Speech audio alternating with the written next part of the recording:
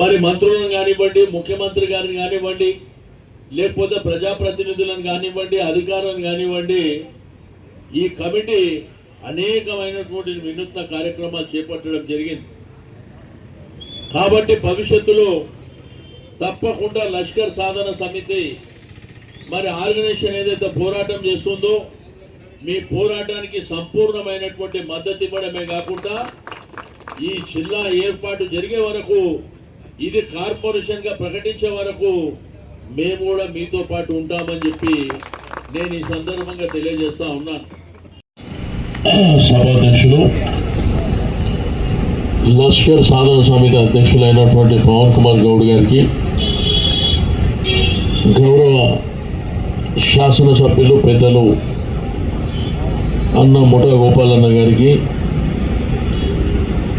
ML Srinivas గారు, గౌరవ మన కార్పొరేటర్ కుర్మా హేమలత గారు, ఏసూరి మహేష్ అన్న గారికి, నరేందర్ గారు, మరొక యువ నాయకులైనటువంటి తమ్ముడు ముఠా జయసింహ గారికి, ఎడ్ల హరిబాబు యాదవ్ గారు, అదేవిధంగా బాలరాజ్ యాదవ్ గారు, నరేందర్ గారికి, సాధన సమితి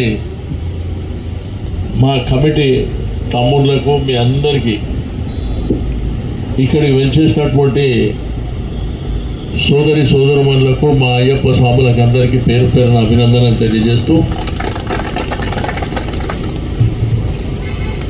అయితే ఈరోజు ఈ కార్యక్రమాన్ని ఒకరోజు దీక్ష కింద చేసినందుకు నేను మనస్ఫూర్తిగా పవన్ కుమార్ గౌడ్ గారికి, ఆ కమిటీ సభ్యులకు అందరికీ అభినందనలు తెలియజేస్తా ఉన్నా.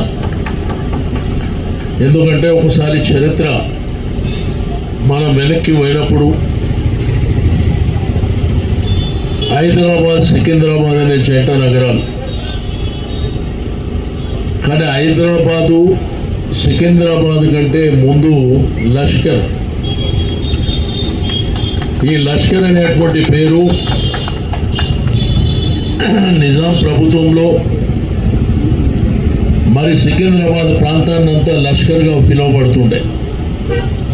అందుకే బోనాలు జరిగితే కూడా లష్కర్ బోనాలు అంటారు. దానికి ఒక ప్రత్యేకమైనటువంటి చరిత్ర ఉన్నది. అయితే కార్పొరేషన్లు కూడా హైదరాబాద్, సికింద్రాబాద్ రెండు కార్పొరేషన్లు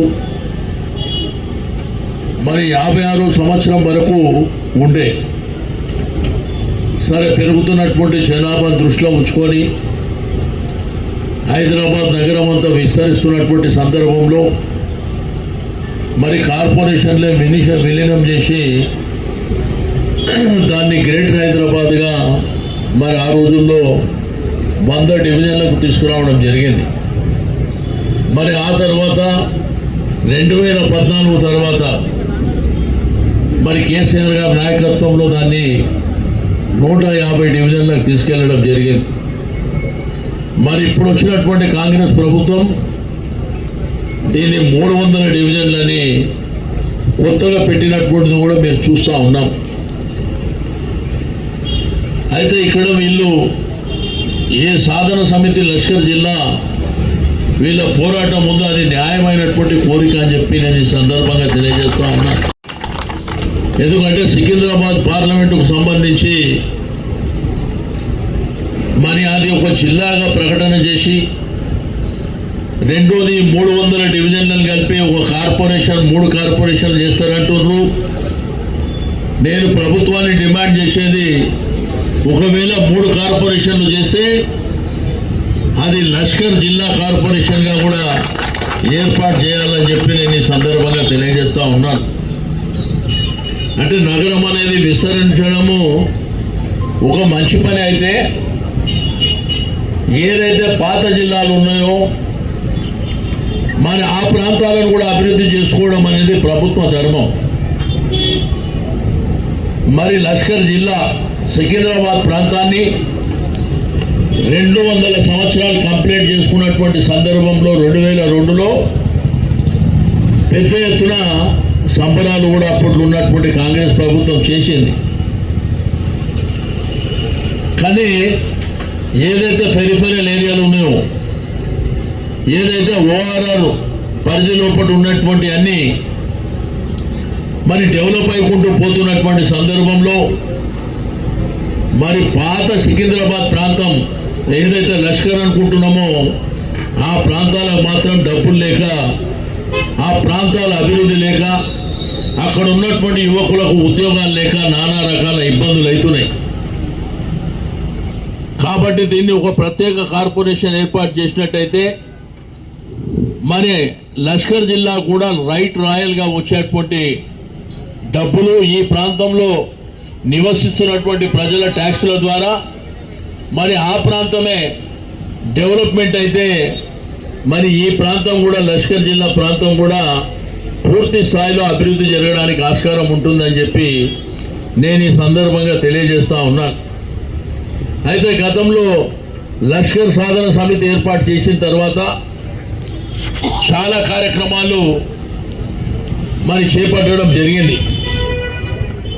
మరి మంత్రులను కానివ్వండి, ముఖ్యమంత్రి గారిని కానివ్వండి, లేకపోతే ప్రజాప్రతినిధులను కానివ్వండి, అధికారులను కానివ్వండి, ఈ కమిటీ అనేకమైనటువంటి వినూత్న కార్యక్రమాలు చేపట్టడం జరిగింది.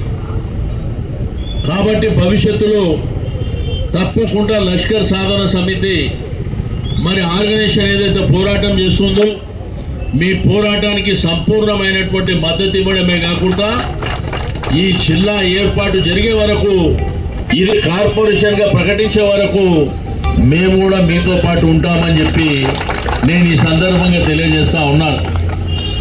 ఎందుకంటే ఒకప్పుడు మరి ఆంధ్రప్రదేశ్ రాష్ట్రం ఉన్నప్పుడు మరి తెలంగాణ రాష్ట్రం కావాలి, ఆ రోజు నిజాం ప్రభుత్వంలో హైదరాబాద్ స్టేట్ అయితే ఉండేనో మాకు ఆ ప్రాంతం కావాలని కేసీఆర్ గారు పోరాటం చేసి మరి 2014లో సాధించుకోవడం జరిగింది.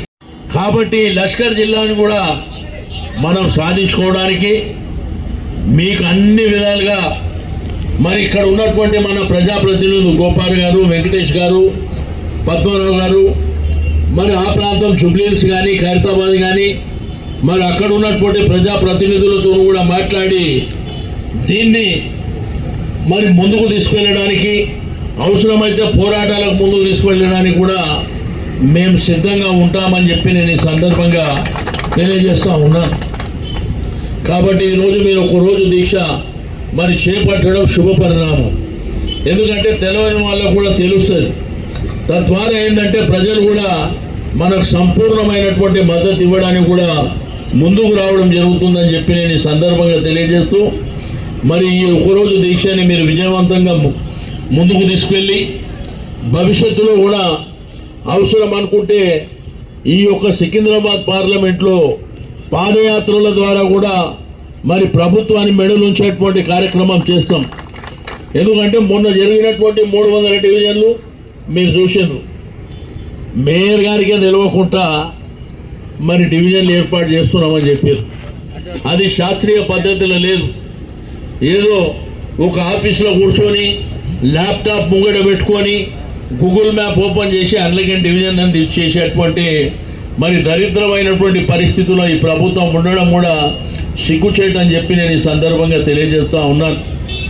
కాబట్టి నేను ఈ ప్రభుత్వానికి మా ప్రజాప్రతినిధుల ద్వారా ఈ సాధన సమితి ద్వారా తెలియజేసేది ఒకటే, లష్కర్ జిల్లాని, లష్కర్ కార్పొరేషన్ని మీరు వెంటనే అనౌన్స్ చేయాలని చెప్పి మా ప్రధానమైనటువంటి డిమాండ్ అని చెప్పి నేను ఈ సందర్భంగా తెలియజేస్తూ మరి వేదిక మీద ఉన్నటువంటి నాయకులకు, ఈ కార్యక్రమంలో భాగస్వామ్యమైన వారికి, మీడియా మిత్రులకు ప్రతి ఒక్కరికి పేరు పేరున అభినందన తెలియజేస్తూ సెలవు తీసుకుంటా ఉన్నాను. Thank you. శ్రీనివాస గారు దక్కుతుంది. సో ఈరోజు వారు సనత్ నగర్ శాసనసభ్యులుగా మాజీ మంత్రివర్యులు మనకి మద్దతు ఇవ్వడం చాలా గొప్ప విషయము. కాబట్టి దయచేసి ప్రభుత్వం ఈ విషయంలో ఆలోచించి మనకు సికింద్రాబాద్ ఇవ్వాలని చెప్పి వారికి రిక్వెస్ట్ చేస్తే వారు కూడా నేను వచ్చి మీ దీక్షకు మద్దతు ఇస్తానని చెప్పి తెలిపినందుకు వారికి మరొక్కసారి ధన్యవాదాలు తెలియజేస్తూ, అలాగే స్థానిక శాసనసభ్యులు శ్రీ ముఠా గోపాల్ గారు ఈ యొక్క కార్యక్రమానికి నేను కూడా మద్దతు ఇస్తానని చెప్పి వారు ముందుకొచ్చినందుకు వారికి కూడా మనస్ఫూర్తిగా వారికి, వారి మిత్ర బృందానికి, జయసింహ గారికి, అందరికీ, ఎంఎన్ శ్రీనివాస్ గారికి, అలాగే మా బన్సాల్పేట డివిజన్ కార్పొరేటర్ హేమలత గారికి, ఇక్కడికి వచ్చిన వివిధ సంఘాల సభ్యులకు కాలనీ సభ్యులు ఇదంతా ఒక ఎత్తు అయితే 150 డివిజన్లు ఉన్నప్పుడే సికింద్రాబాద్ ప్రాంతానికి అభివృద్ధి అనేది నోచుకోకుండా పోయింది. ప్రతిరోజు ఏంటంటే పెరుగుతున్న నగరాలు బంజారాల్స్ కానీ జూబ్లీస్ కానీ ఇప్పుడు అన్నట్టు కోకాపేట మణికొండ ఈ ప్రాంతాలన్నీ పెరిగిన కొద్దీ ప్రభుత్వాలు అయితే నిధులు ఇస్తున్నారో జిహెచ్ఎంస్ అంతా కొత్త నగరాల మీద అభివృద్ధి చేస్తూ కొత్త నగరాల పట్ల ఫ్లైఓవర్లు కానీ ఇంకోటి కానీ అవన్నీ కూడా కొత్త నగరాల మీద కడుతూనే పోతూ ఉన్నాయి.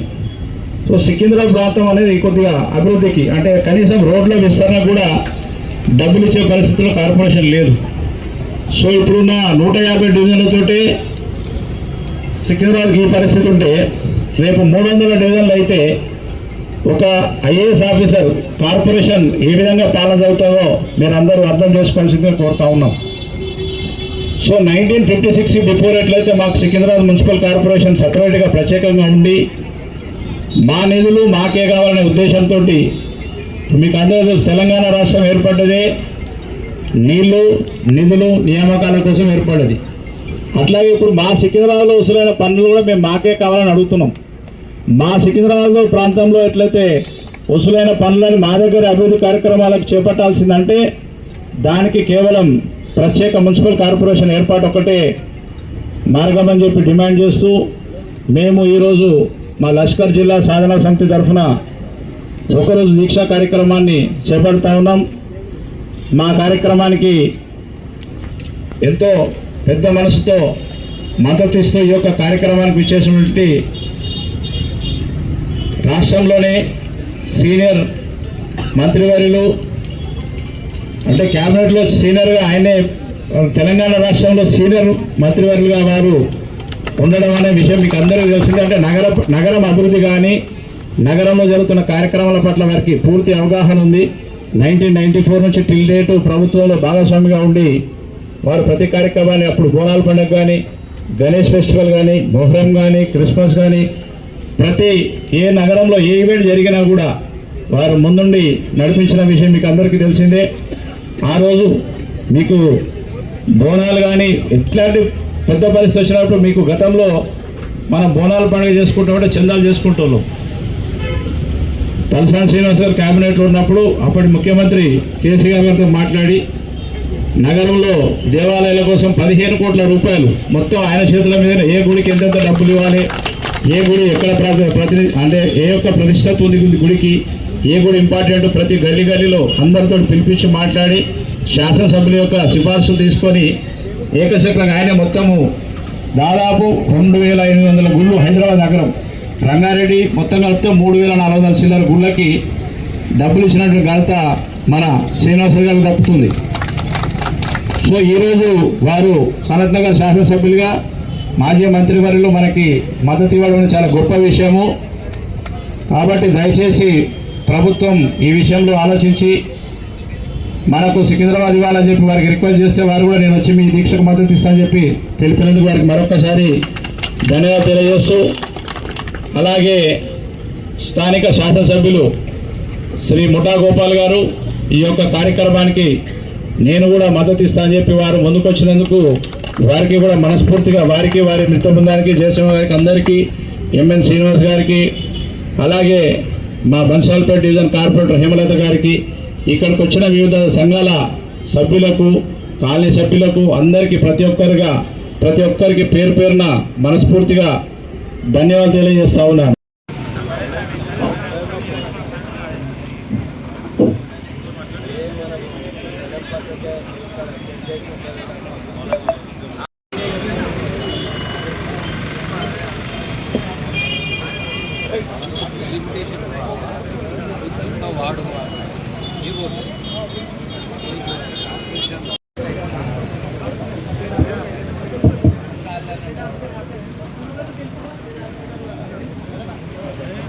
ప్లీజ్ కొంచెం ఇట్లా ఎందుకు కూర్చోండి అందరు.